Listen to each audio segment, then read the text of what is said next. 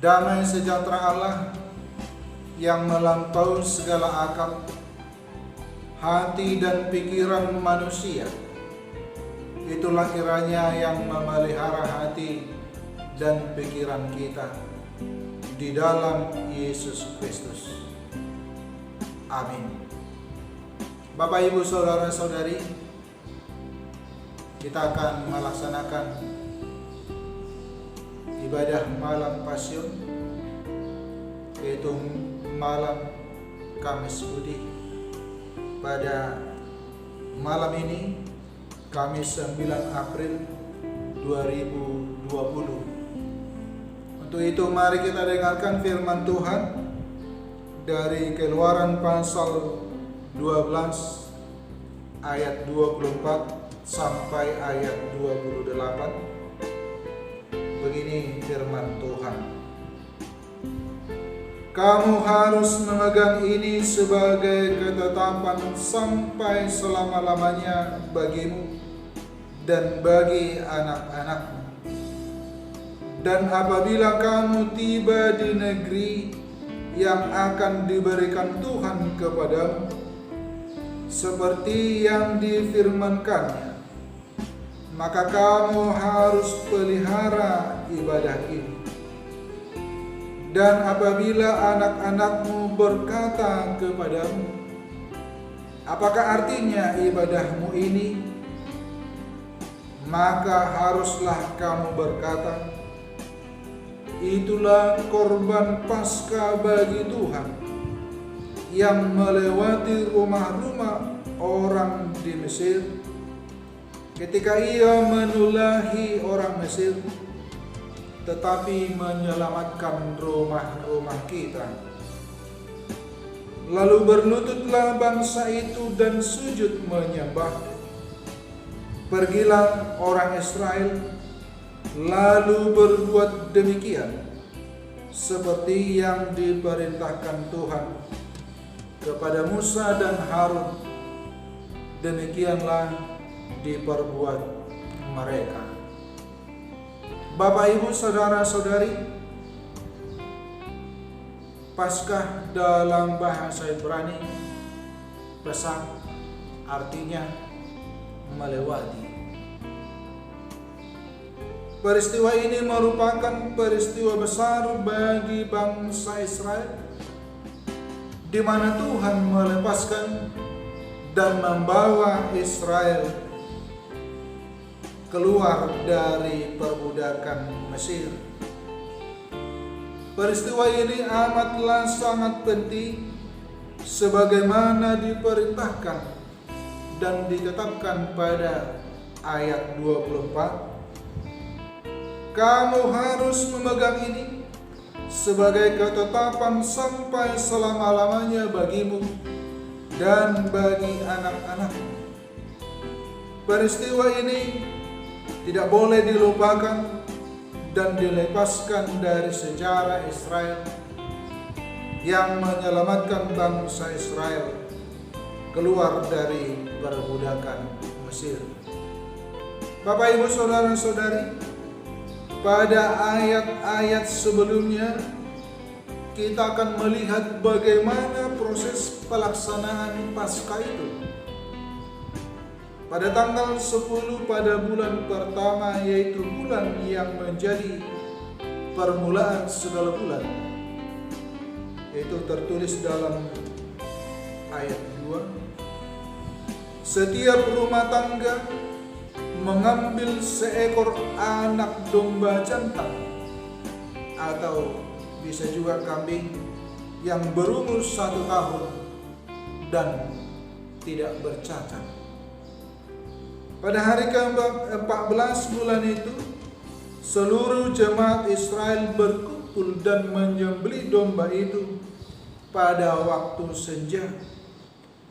Darah domba itu diambil sedikit dan dibubuhkan pada kedua tiang pintu dan ambang batas atas.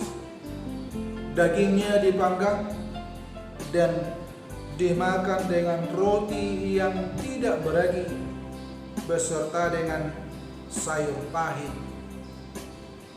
Daging itu dimakan sampai pagi, dan jika ada yang tidak habis, maka harus dibakar habis dengan api. Bapak, Ibu, saudara-saudari, peraturan yang lain atau tata cara yang lain memakannya adalah di mana pinggang harus berikat, kasut pada kaki, dan tongkat di tangan. Pada malam itu Tuhan akan menjalani tanah Mesir, membunuh semua anak sulung dari anak manusia dan binatang. Darah itu menjadi tanda rumah-rumah Israel untuk dilewatinya, sehingga mereka terlewati oleh hukuman. Hal itu menjadi peringatan bagi Israel dan menjadi hari raya bagi Tuhan turun-temurun. Pelaksanaannya diaturkan selama 7 hari. Mereka memakan roti yang tidak beragi. Ragi yang ada dalam rumah pun harus dibuang. Bapak, Ibu, dari peristiwa itu kita dapat melihat bahwa darah domba Paskah adalah sebagai tanda penyelamatan. Begitu pentingnya tanda itu, yaitu darah domba Paskah. Tuhan memerintahkan Musa supaya dilaksanakan oleh bangsa Israel, dan bangsa Israel pun terhindar dari kematian. Sepintas kita melihat bahwa apa yang diperintahkan Tuhan untuk dilakukan dalam perayaan Paskah itu amatlah sangat rumit. Kenapa dikatakan rumit? Karena membutuhkan pengorbanan. Pengorbanan materi, yaitu mempersiapkan domba. Pengorbanan atau menahan selera, karena harus memakan roti yang tidak beragi, yang mungkin rasanya kurang, dan sayur yang pahit. Kemudian juga harus mengekang diri, karena tidak boleh keluar rumah. Tapi itu semuanya adalah menjadi syarat dari Tuhan untuk terhindar dari malapetaka. Hal ini juga mengingatkan kita pada situasi saat ini, di mana kita dianjurkan untuk lebih banyak berdiam diri di rumah, untuk menghindari pertemuan-pertemuan, untuk menghindari bertemu dengan orang banyak atau kerumunan, yang semuanya itu adalah untuk menghindarkan penyakit-penyakit atau virus yang ada pada saat ini. Tentunya kita harus berkorban di sana, mengorbankan perasaan kita yang terpuruk, mengorbankan selera kita untuk mengunjungi sesuatu, untuk memakan sesuatu, atau melaksanakan kegiatan-kegiatan yang lain. Semuanya itu adalah untuk menjaga kita agar terhindar dari sakit penyakit saat ini.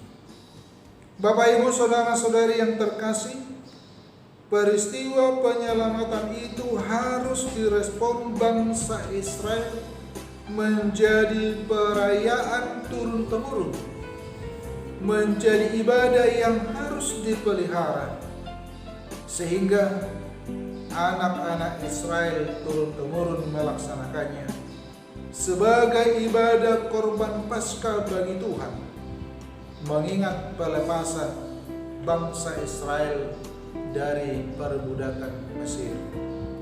Bapak, Ibu, saudara-saudari, hal ini juga mengingatkan kita untuk tetap beribadah di dalam kehidupan kita yang saat ini situasi kita mengharuskan kita untuk beribadah bersama keluarga, bersama dengan anak-anak kita, mengingatkan kita akan pertolongan Tuhan, atas kuasa Tuhan di tengah-tengah keluarga kita, yang begitu banyak berkat kita terima di tengah-tengah keluarga. Bapak, Ibu, saudara-saudari yang terkasih, darah domba Paskah ketika Israel keluar dari Mesir adalah tanda penebusan dan penyelamatan bagi bangsa Israel. Korban yang sempurna yang dianugerahkan sebagai penebusan bagi kita adalah yaitu penumpahan darah Yesus Kristus untuk menebus dosa kita.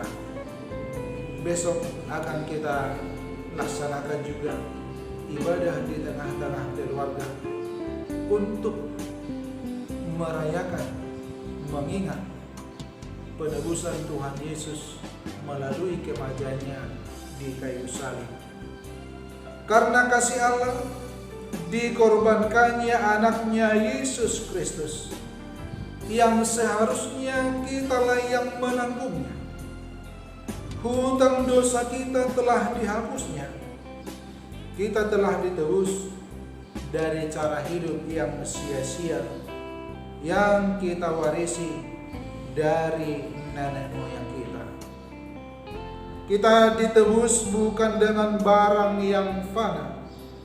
Kita ditebus bukan dengan emas dan perak, tetapi kita ditebus dengan darah nyawanya sendiri yang begitu mahal, yaitu darah Kristus.